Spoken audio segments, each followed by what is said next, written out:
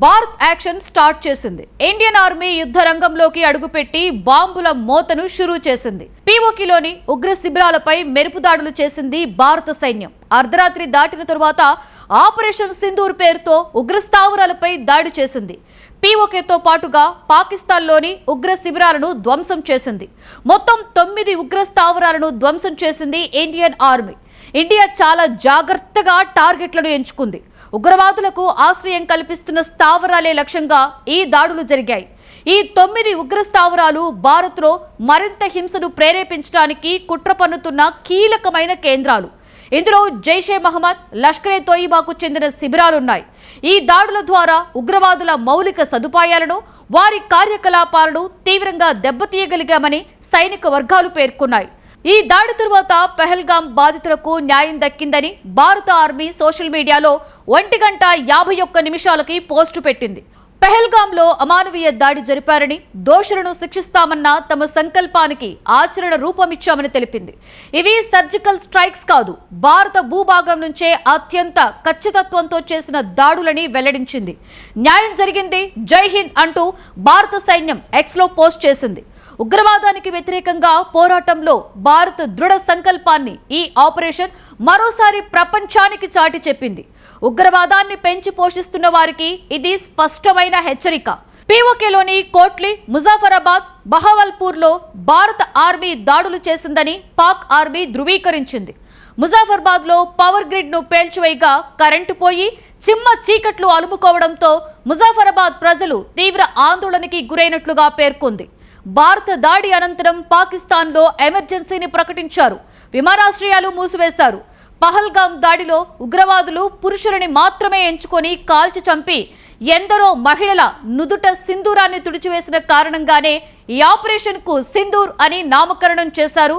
ఇదే ఆపరేషన్ సింధూర్.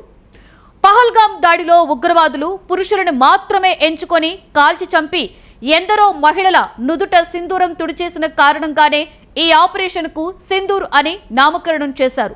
పహల్గాం ఉగ్రదాడిలో కళ్ల ముందే భర్తలను కోల్పోయిన భార్యలకు చేసే న్యాయమే ఆపరేషన్ సింధూర్.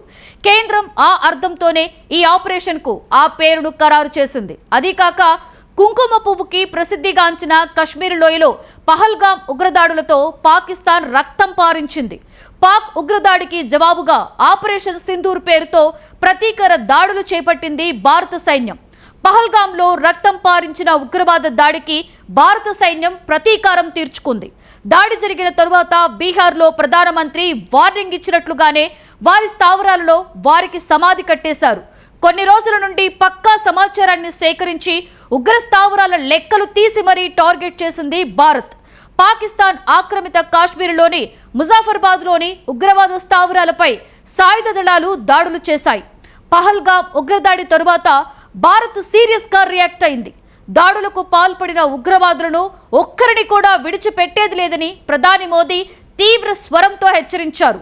అప్పటి నుండి ఇప్పటిదాకా భారత సైన్యానికి చెందిన వివిధ రంగాలతో, అధికారులతో, దేశ అంతర్గత భద్రతకు సంబంధించిన విభాగాలతో ప్రధాని, హోం, డిఫెన్స్ మంత్రులు విడతల వారీగా చర్చలు జరుపుతూనే వచ్చారు. ప్రతిపక్షాలతో సహా ఈ విషయంలో ప్రభుత్వం ఎలాంటి చర్యలు తీసుకున్నా సరే తమ మద్దతు ఉంటుందని అండగా నిలిచాయి. ఈ నేపథ్యంలో మంగళవారం అర్ధరాత్రి దాటిన తరువాత 9 ఉగ్రవాద స్థావరాలను తుడిచిపెట్టేస్తూ భారత్ వైమానిక దాడులు నిర్వహించింది. పహల్గాం దుర్ఘటన తాలూకు గాయాలు ఇంకా మానక ముందే భారత్ తీసుకున్న ఈ సాహసోపేత నిర్ణయం ఉగ్రవాదానికి వ్యతిరేకంగా తన పోరాట పటిమను నిరూపించింది. అంతర్జాతీయ సమాజం నుంచి వస్తున్న సానుకూల స్పందనలు, సంపూర్ణ సహకారం లభిస్తుండటంతో ఉగ్రవాదాన్ని భూస్థాపితం చేసే వరకు కూడా భారత్ వెనుకడుగు వేయదని స్పష్టమవుతోంది. ఇది కేవలం ప్రతీకార చర్య కాదు, ఉగ్రవాదానికి వ్యతిరేకంగా భారత ఆత్మ గౌరవం నినదించిన సందర్భం.